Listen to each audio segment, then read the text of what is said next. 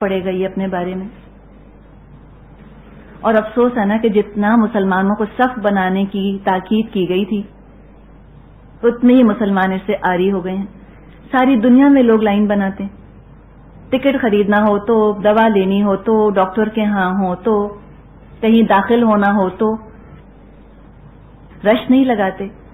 تو اس کی عادت ڈالیں، لائن بنانے کی عادت ڈالیں. اس کمرے کی حد تک نہیں کہ جب آپ یہاں قرآن پڑھنے آ رہی ہیں بس، جب تک آپ جہاں جائیں اس چیز کو، اسلام کی اس تعلیم کو اپنے ساتھ لے کر جائیے، تبھی تو بہتری ہوگی. اگر ہم سارا ادب یہیں پہ شروع کر کے یہیں چھوڑ جائیں گے تو آگے ہم بہتری کیسے پھیلائیں گے؟ ہم تبلیغ کیسے کریں گے؟ کل کہیں آپ کو جانا ہو، سب رش لگا رہے ہوں، آپ لائن میں کھڑی ہوں گی. کوئی ٹکٹ خریدنا ہے، کہیں آپ کو جانا ہے، کوئی نمبر کا انتظار ہے، آپ لائن میں کھڑی ہوں گی. بس آپ کو یہ سوچ لینا ہے اپنے بارے میں کہ مجھ کو لائن بنانی ہے. اب اگر کوئی چیز ایسی ہے جو انسان کو کمی بیشی محسوس ہوتی ہے اپنے بارے میں، تو اس کا علاج بھی ہے کہ شعوری طور پہ اللہ کی نعمتوں کا اقرار کریں تاکہ اللہ کی تعظیم، اللہ کے احسان کا احساس ہو، تاکہ اللہ کا ادب کر سکیں. ایک ایک نعمت کو سوچیں، ذہن میں لائیں، یہ بھی نعمت اللہ نے دی، یہ بھی نعمت اللہ نے دی. اب میں کیا سلوک کروں اللہ کی نعمتوں کے ساتھ، کیا کر رہی ہوں؟ یہ کانشیسلی شعوری طور پہ سوچیں گے، فائدہ ہوگا. اللہ کا تقوی اختیار کریں. اتقوا اللہ، اللہ کا تقوی. اور احساس ذمہ داری کے ساتھ نماز پڑھیں. نماز آپ کی جتنی خوبصورت ہوگی انشاءاللہ تعالی اتنا ادب آپ کے اندر آئے گا. اللہ کے نام کا احترام کرنا ہے کہ اللہ کے نام کی جھوٹی قسمیں نہیں کھانی، اور اللہ کے نام کو وسیلہ بنا کر اپنے رب کو پکارنا ہے. قرآن کا احترام، قرآن کی مجلس کا احترام، قرآن پر عمل کرنا سب سے بڑا احترام ہے. اس کا مان لینا، سمعنا و اطعنا، ہم نے سن لیا اللہ، ہم مانیں گے. قرآن کا پیغام پہنچانا، اتنی اعلیٰ اتنی عرفہ چیزیں دوسروں کو کیسے محروم چھوڑ دیں؟ دوسروں کو پہنچائیں. اور احکامات کے سامنے بحثیں نہ کریں، خاموش. اگلا بحث کرتا ہے، آپ خاموش. اگلا کب تک بولے گا؟ اگر جواب اچھا معقول آتا ہے دے دیجئے، اگر آپ کو جواب نہیں آتا خاموش. قرآن کی مجلس میں دل اور دماغ خاموش ہوں. بار بار گھڑی کی طرف بوریت سے نہ دیکھا جائے. قرآن کو اپنی زینت سمجھے کہ یہ مجھے سجا رہا ہے، یہ میری ضرورت ہے، یہ مجھ کو جنت کے اعلیٰ درجے دلوائے گا. تو قدر آتی ہے، اور قدر کے ساتھ ادب آتا ہے. جس چیز کی قدر کرتا ہے نا انسان، اس کا ادب کرتا ہے. جس چیز کی ناقدری کرتا ہے اس کا ادب نہیں کرتا. تو ان کی قدر کرنی ہے انشاءاللہ تعالی. والآخر دعوانا ان الحمد للہ رب العالمین.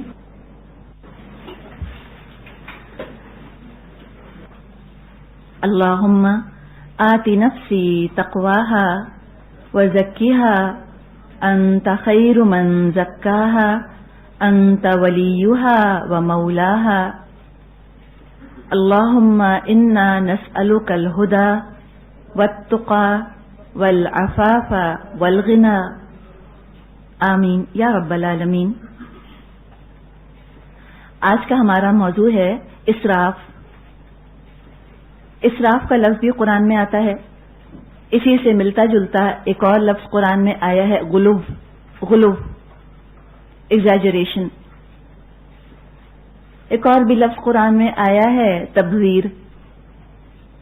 بہت زیادہ فضول خرچی کرنا، ویسٹفل ایکسٹراویگنس. تو انگلش میں ہم اس کو ایکسٹریمزم بھی کہہ سکتے ہیں، اسراف کو ایگزیجریشن بھی کہہ سکتے ہیں، ایکسٹراویگنس بھی کہہ سکتے ہیں. کئی اس کے ہم الفاظ استعمال کر سکتے ہیں. انشاءاللہ تعالی آج ہم اس موضوع پر بات کریں گے، اسراف پر، غلو پر، تبذیر پر. اور اس میں ہم کوشش یہ کریں گے کہ کہ ہم زندگی کے مختلف پہلوؤں کو دیکھنے کی، جانچنے کی کوشش کریں. ہم کہیں اسراف کا کوئی محدود مطلب نہ لیں. اسراف کا جب لفظ ہم سنتے ہیں خیال اور دھیان پیسے کی طرف جاتا ہے کہ اسراف پیسے میں ہوتا ہے. حقیقت ہے کہ زیادہ تر اسراف پیسے ہی میں ہوتا ہے، لیکن ہم باقی زندگی کو بھی جانچنے کی، دیکھنے کی کوشش کرتے ہیں کہ کہاں کہاں ہم اسراف کا شکار ہو رہے ہیں. اللہ تعالیٰ نے قرآن میں فرمایا ہے کلوا واشربوا ولا تسرفوا انہ لا يحب المسرفین. کھاؤ اور پیو لیکن اسراف مت کرو، بے شک اللہ اسراف کرنے والوں سے محبت نہیں فرماتا. انبیاء کا ذکر آتا ہے اپنی قوموں سے خطاب کر کے. انہوں نے یہ بات بھی فرمائی تھی کہ بل انتم قوم مسرفون، بلکہ تم تو حد سے بڑھنے والے لوگ ہو. تو اسراف کا لفظ آپ دیکھیے کہیں بھی اچھے معنوں میں نہیں آتا. یہ ایک ایسی چیز ہے جس سے کہ بچنے کی ضرورت ہے. سورہ انبیاء میں فرمایا وَأَهْلَكْنَا الْمُسْرِفِينَ، ہم نے اسراف کرنے والوں کو ہلاک کر دیا. اب یہ 2-4 پیسے فالتو خرچ کرنے پہ تو اللہ قوموں کو ہلاک نہیں کرتا. یقیناً جو مسرف لفظ یہاں استعمال کیا گیا ہے اس میں اسراف کے معنی پیسہ خرچ کرنے سے، فضول خرچی کرنے سے کہیں زیادہ وسیع ہوں گے. زندگی میں بہت سی جگہوں پر اسراف ہو رہا ہوگا کہ پورا لائف سٹائل، پورا رویہ، پورا زندگی گزارنے کا طریقہ اسراف پر مبنی ہو کر رہ گیا. سورہ فرقان میں صفت آئی ہے نیک لوگوں کی والذین اذا انفقوا لم یسرفوا. نیک لوگ وہ ہوتے ہیں جب وہ خرچ کرتے ہیں وہ اسراف نہیں کرتے. سورہ شعراء میں فرمایا ولا تطیعوا امر المسرفین، اور دیکھو اسراف کرنے والوں کے طور طریقوں کی اطاعت مت کرنا، ان کے طور طریقوں کو مت اپنانا. سورہ مومن میں فرمایا ہے ان اللہ لا یہدی من ہوا مسرف کذاب، بے شک اللہ نہیں ہدایت دیتا اسراف کرنے والے کو، جھوٹے کو. 2 لفظ آئے ہیں نا، کذاب اور مسرف. لگ رہا ہے کہ شاید باتوں میں بھی اسراف ہوتا ہے. جب انسان بہت زیادہ بولتا ہے تو جھوٹ تک بھی پہنچ جاتا ہے. تو ایک خیال آیا کہ کیا باتوں میں بھی اسراف ہوتا ہے؟ ہو سکتا ہے باتوں میں بھی اسراف ہوتا ہو. سورہ مومن ہی میں آیت آتی ہے، فرمایا کذالک یضل اللہ من ہوا مسرف مرتاب، اور اسی طرح اللہ گمراہ کرتا ہے ہر اس شخص کو جو اسراف کرنے والا، شک میں پڑنے والا ہو. سورہ دخان میں جہاں فرعون کا ذکر آیا وہاں فرمایا انہ کان عالیا من المسرفین، اسراف کرنے والوں میں بھی بڑا اونچا مقام رکھتا تھا فرعون، بہت مسرف تھا.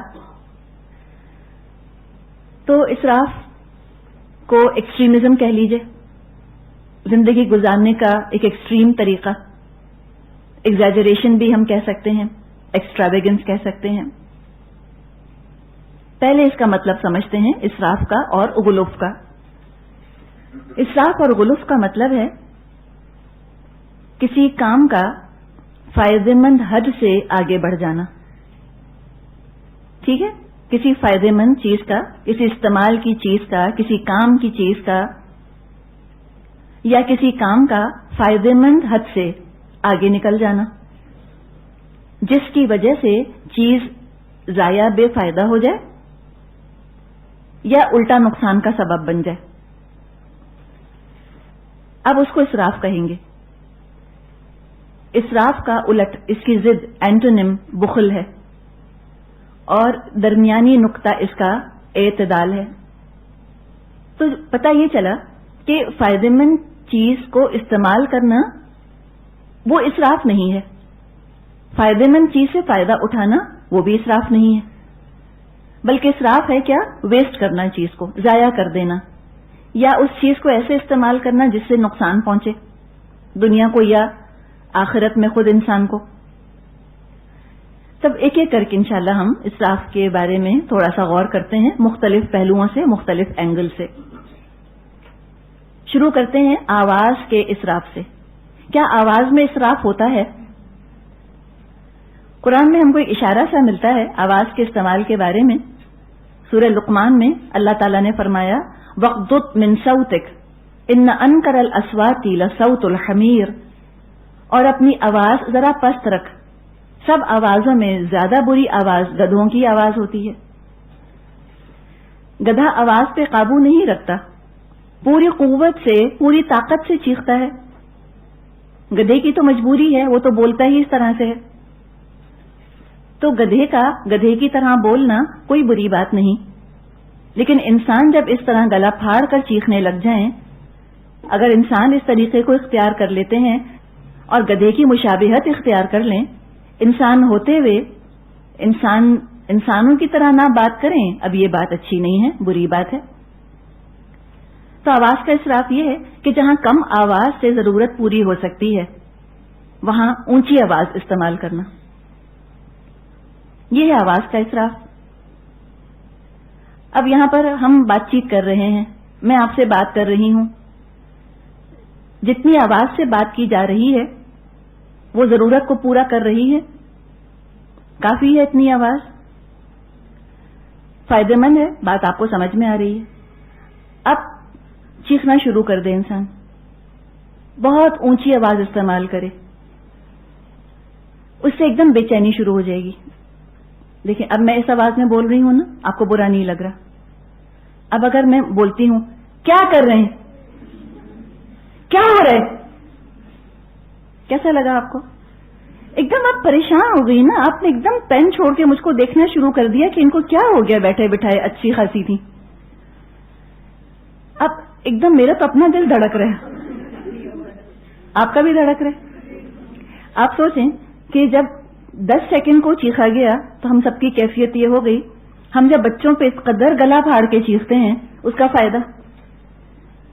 لاؤنج میں بچے بیٹھے ہیں، ٹی وی دیکھ رہے ہیں، آپ کمرے کے اندر ہیں، وہیں سے چیخا، ٹی وی بند کرو۔ اب بچوں پہ بھی 2 دن 4 دن کا اثر ہوگا، پھر کہیں گے اماں تو چیختی ہی رہتی ہیں، اثر ہی نہیں۔ کیا فائدہ ہوا اس چیخ پکار مچانے کا؟ نوائز پولیوشن ہوا، آپ کا بھی گلا دکھا، آپ بھی تھکی، فائدہ کچھ نہیں، اور الٹا نقصان، بچے ڈھیٹ ہو گئے۔ ہم اتنا آواز کا اسراف کرتے ہیں، ہم نوکروں پر چیختے ہیں، ہم بچوں پر چیختے ہیں، فائدہ کچھ نہیں ہوتا، نقصان ہی نقصان ہوتا ہے، اثر ہی نہیں ہوتا بچوں پہ۔ آپ آزما کے دیکھیے، بجائے اس کے کہ اپنے کمرے سے بیٹھ کے آپ چیخیں بچے کے اوپر، اگر ہم بچے کے پاس بھی گئے، بہت زور سے ڈانٹا اس کو، جب غصہ آتا ہے ہماری آواز خود بخود بلند ہو جاتی ہے، چیخ چیخ کر بچے کو ڈانٹا، اس کے مقابلے میں یوں کر کے دیکھیں کہ اگر کوئی غلطی ہو جائے، کوئی قصور ہو جائے، اس کے پاس جائیں اور نارمل آواز میں اسے بات کریں، یقیناً آپ دیکھیں گی کہ اس کا اثر زیادہ ہوگا، افیکٹونیس زیادہ ہوتی ہے۔ جب انسان اس طرح چیخ پکار شروع کرتا ہے تو اپنا مقام کھوتا ہے، وہ لوگ اس کی بات کو اہمیت نہیں دیتے اور لوگوں کے اندر منفی جذبات پیدا ہوتے ہیں، نیگیٹو ری ایکشن آتا ہے لوگوں کے اندر۔ بہت زور سے چیخنا بات کو پر اثر نہیں بناتا بلکہ بات کو بے اثر کر دیتا ہے، اسراف کا یہی نقصان ہے۔ پھر بات میں اسراف یہ ہوگا کہ بولنا اور بے تحاشا بولتے چلے جانا، اتنا بولنا کہ دوسرے کو اپنی بات کہنے کا موقع ہی نہ دینا، چھوٹی چھوٹی تفصیلات بات میں بتانا اور اتنا طول دینا بات کو، اتنا لمبا کرنا بات کو کہ بعض دفعہ پھر خواتین کہتی ہیں اچھا تو میں بھول ہی گئی میں کیا کہہ رہی تھی، ہاں تو میں کیا کہہ رہی تھی، تو اتنی تفصیل کیوں بتائی کہ خود ہی بھول گئی کہ کیا کہہ رہی تھی۔ یہ انداز یہ بھی اسراف ہے۔ مناسب حد تک انسان کو بات کرنی چاہیے، مناسب تفصیلات بتانی چاہیے کہ خود بھی انسان کے اوپر بوجھ نہ ہو، سننے والا بھی پریشان نہ ہو۔ جو لوگ بہت لمبی بات کرتے ہیں، لوگ ان سے بات کرتے ہوئے گھبراتے ہیں، کہتے ہیں بھائی نہیں اب ان کو فون کیا وہ تو جان کو آ جائیں گی، اب وہ تو اتنی لمبی بات کریں گی کہ بہت وقت نکل جائے گا۔ ہوتا ہے نا، چاہے ہم منہ سے یہ بات نہ کہیں لیکن دل میں سوچتا ہے انسان کہ بھئی بہت لمبی بات کرتی ہیں، ہم نہیں ان کو اس وقت انگیج کر سکتے کسی بات چیت کے اندر۔ تو انسان بات کرے لیکن نپی تلی بات کرے، نہ بہت مختصر، نہ بات میں بخل کرنے کی ضرورت ہے کہ اگلے کو سمجھ میں ہی نہیں آیا کہ اس نے کہا کیا، اور نہ اتنی طویل بات کہ خود ہی اس ڈور کے اندر الجھ کے رہ جائیں کہ اللہ جانے میں کہہ رہی تھی۔ پھر اسی طرح بعض لوگوں کے آپ بہت ٹپکل جملے سنیں گی جو بات میں اسراف کی نشاندہی کرتے ہیں، اور ہم بھی شاید استعمال کرتے ہیں، ہمیں احساس نہیں ہوتا. جیسے لوگ کہیں گے ہم اتنا ہنسے جس کی کوئی حد نہیں. اب کیسے کبھی ایسا ہو سکتا ہے کہ کوئی اتنا ہنسے جس کی کوئی حد نہ ہو؟ ایک انداز ہے نا بات کرنے کا. یا حد سے زیادہ مزہ آیا، یا دوسروں کے بارے میں کہنا آپ سوچ ہی نہیں سکتے کیا ہوا. یہ آپ کو کیسے پتا کہ ہم نہیں سوچ سکتے؟ اگلے کے اندر ریزنٹمنٹ پیدا ہوتا ہے کہ آپ کو کیا حق ہے یہ کہنے کا کہ آپ سوچ بھی نہیں سکتے. یہ اسراف ہے بات کرنے کا. آپ سوچ ہی نہیں سکتے کیا ہوا، اور جن کا یہ تکیہ کلام بن جاتا ہے ہر 2-3 جملوں کے بعد وہ کہتے ہیں آپ سوچ ہی نہیں سکتے کیا ہوا، آپ کو تو ہم بتا ہی نہیں سکتے کہ کیا ہوا. پھر بتاتے بھی ہیں. بتا ہی نہیں سکتی میرا کیا حال ہوا، میں تو بتا ہی نہیں سکتی میرا کیا حال ہوا. یہ انداز ہوتا ہے بات کرنے کا. بڑا زور ہوتا ہے ان کی گفتگو میں. ایسی جگہ زور دے رہے ہوتے ہیں جہاں قطعاً ضرورت نہیں تھی زور دینے کی. بلا وجہ اسراف کیا، اپنی انرجی ضائع کی وہاں پر. ایک شخص کے بارے میں آتا ہے کہ وہ دعا مانگ رہا تھا، نبی اکرم صلی اللہ علیہ وسلم سن رہے تھے، اور وہ دعا میں کہہ رہا تھا کہ اللہ جنت میں سیدھے ہاتھ پر سفید رنگ کا مجھ کو محل دے. اب سیدھے ہاتھ پر ہو، الٹے ہاتھ پر ہو، اوپر ہو، نیچے ہو، ہم تو بس جنت مانگتے ہیں نا. انی اسألک الجنہ، اللہ میں تجھ سے جنت کا سوال کرتی ہوں. کافی ہے. اب اللہ جو ہے وہ جہاں کہیں ہم کو گھر دے دے. لیکن اس طرح سے وہ دعا مانگ رہا تھا. یہ دعا میں اسراف ہے. مناسب نہیں کہ انسان دعا میں اتنی تفصیلات بیان کرے. بہت غیر ضروری تفصیلات بات کو بوجھل کر دیتی ہیں، لوگوں کو سننا ناگوار لگنے لگتا ہے. تو یہ ہوا کچھ الفاظ کا، کچھ باتوں کا اسراف. اب اس سے ہی ملتی جلتی چیز ایک اور ساتھ ہی ساتھ جو انسان کے ذات سے جس کا کہ تعلق ہے وہ ہے جسمانی حرکات میں اسراف. کچھ لوگ آپ دیکھیں گی اچھے خاصے بیٹھیں، ان کو دیکھ کر سکون کا احساس ہوتا ہے کہ ٹھیک بیٹھیں. کچھ بیٹھے ہیں لیکن مسلسل ہلتے رہتے ہیں، ایسے ایسے کریں گے، ٹانگیں اپنی ایسے ایسے کرتے رہیں گے، پاؤں اپنا یوں یوں یوں یوں. دیکھیں آپ میرا پاؤں دیکھ نہیں سکتی لیکن آپ کو حرکت تو نظر آ رہی ہے نا. اگر میں یہاں بیٹھ کے مسلسل ایسے ایسے کرتی رہوں آپ کو پریشانی شروع ہو جائے گی.